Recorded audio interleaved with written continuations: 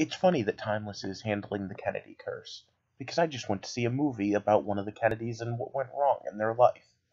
I didn't review it because real life things are hard to review. Welcome to the heart of the stories we tell. My name is Rob, and tonight I will be reviewing Timeless Season 2, Episode 5, The Curse of the Kennedys. Alright, so, the Kennedy Curse, sorry. Alright, so, just a quick recap, we're full-time war now. We have Rittenhouse going back in time and trying to change history, planning sleeper agents, and we have our team going back and trying to stop them. Last week we had a rather questionable plan when it came to the ability to alter the timeline very little by affecting Benjamin Franklin of all people. But we also got Garcia Flynn's first chance to go back in time with the team. If you remember way back in the first episode, he promised that he was going to be working with them someday. Well, that day is today. Now, for those of you that don't know, what I do here is I review stories and come up with theories on how and why we tell stories. I do reviews as they come out, Throwback Thursdays on Thursdays, except I missed one this week again, and theory videos on Sundays on how and why we tell stories.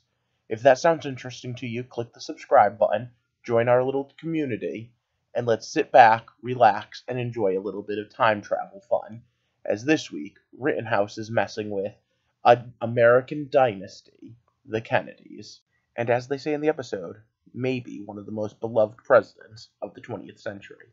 Let's throw this up there and get started. So once again, it's stop. Spoiler time. So tonight's episode isn't really about Kennedy, and it's not really about time travel. It's about the interpersonal relationships and what happens when all of a sudden you take a left turn and don't know what's going on. We left Flynn in the past for it, which I think is hysterical, and there's part of me that would love for a future episode to come back to this and showcase all the horrible, horrible mistakes that get made because you left Garcia Flynn unsupervised back in time. But again, this wasn't a time travel episode. Yeah, there was time travel stuff, but this was mostly a Lucy and Wyatt episode. With Wyatt's wife back, the question becomes, what happens? And do you accept that what did happen? Now, we also have a little bit of Rufus trying to deal with the whole prophecy angle. But again, that's more background information for the whole Wyatt situation. And his wife comes along and proves herself very useful, but at the same time has to keep switching sides. Lucy's side, Wyatt's side, Lucy's side, Wyatt's side. Meanwhile, Rufus is running like an Oracle-style background thing, and I love the fact that he's like, hey, there aren't exactly cameras on every street. Do you know how annoying it is when movies are like, we'll track the car by the street cameras and the ATMs and this and that? It doesn't work that way in the real world. It shouldn't work that way in TV either. But okay, Deus Ex Machina is notwithstanding. The storyline runs pretty good, especially the fact that both historians realize exactly where Kennedy is going when he escapes. But then we get, like I said, the question of how prophecy works, self-fulfilling as opposed to just regular, and the question of how this time travel works. Up until now, when you come back, instantaneously everything has been changed, which makes sense except for the fact that Rittenhouse is somehow planning this, and that would mean anyone that's not in that time machine should have a lot of problems planning anything because they didn't know. And at the same time, it runs into the problem of, in this particular case, are they right? The fact that Kennedy's still a known quantity when he's here in the future means that they didn't fail? The actor they got to play young Kennedy knocked it out of the park in what I think is probably one of the most difficult roles you could possibly ask someone to play. Alright, you need to play someone who's super smart and who's super charismatic, but you're out of your element and don't understand anything about what's going on.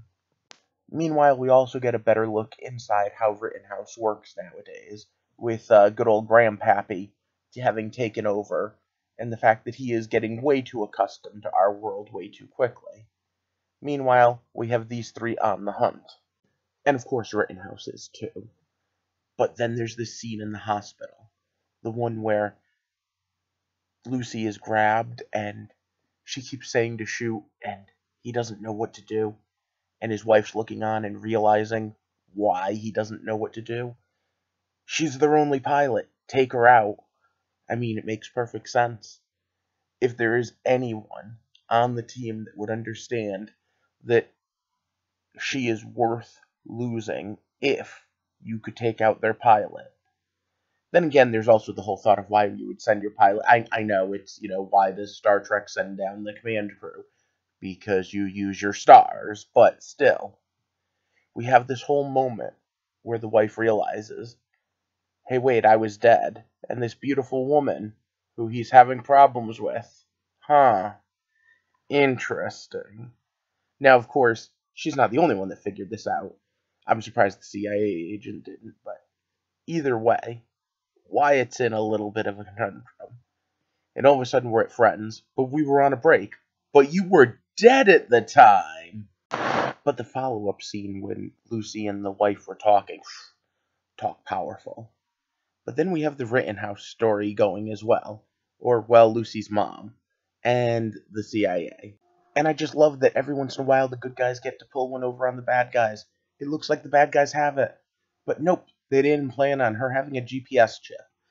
And, haha, your tax dollars at work. It was pretty cool. Although, at the same time, I wish it had worked out a little bit better. Meanwhile, in our main story, President Kennedy has escaped and has gotten to a pretty big party, which actually he probably fit in with way better than we'd give him credit for. But the kids there think that he's insane, or at least troubled, which makes sense because, well, he just tried to explain that he was kidnapped from the 1930s and that he was really John Kennedy. And, even they know who President Kennedy is. Which, again, depending on how you subscribe to the time travel working, the fact that they know who he is means that he does make it home.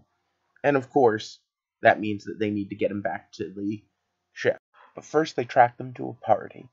And alright, I have to just say, I thought that the coolest part was going to be the line, if I find him, I'll just call you on my cell phone. Because there is a part of me, especially the part that's used to role-playing in scenarios or writing in scenarios that are pre-1999, when cell phones don't exist. And my first instinct is always, just call them on the phone, or you can't call people on the phone. In fact, in the Chappaquiddick movie, the amount of payphone usage was hysterical just for that. But that wasn't the most awesome moment. It was when the coin changed. That instant of, uh-oh, time is now fully in transit. Anything could happen. Anything could go wrong. And then to pull the commercial right as she pulls a gun on him, that was almost cheating. But let's not forget, there's also the possibility of an entire subset of story, because who the hell knows what Flynn's been doing through all this. But I did love him coming back. Yes, sir, all three of them, sir. And then at the end, the little quiet moment him and Lucy share. Just that little bit. But alright, let's talk Kennedy for a second again. I don't know if he was really one of the best presidents. I personally think so. At the very least, he was one of the most beloved. And yes, he did do good things. His whole family did. But they did bad things too. It's, they're people. They're relatively good people, and relatively good people do good things and bad things. But at the end of the day, the Kennedy curse caught up to him. And like I said, that wasn't even the main thrust of the episode. It was about Lucy and Wyatt and coming to terms with things. But that's also about Kennedy, coming to terms with knowing that you can't save everyone. Knowing that sometimes time is not on your side. And I guess the fact is that without knowing all the variables, it's almost impossible to change history. But, that's what Rittenhouse is trying to do too, and we have seen history change multiple times. In this case, Kennedy was killed in Austin instead of Dallas. Not a big difference. Except maybe it wasn't a book depository, so the Lincoln Kennedy things wouldn't be about. But alright, overall it was a great episode, and again, showcases some team building and some real thought into what's going on. What did you think of tonight's episode? Let me know in the comments below. And let me know what you think is going to happen in the coming episodes. And would you like to see Garcia Flynn, what he was doing during? Either way, leave me a thumbs up and a share, and like this video. If you haven't already, click the subscribe button to join our little community here. as we take a look at all of these little crazy things, as we walk through the heart of time travel, John F. Kennedy, and of course, all of the stories we tell. Have a good night.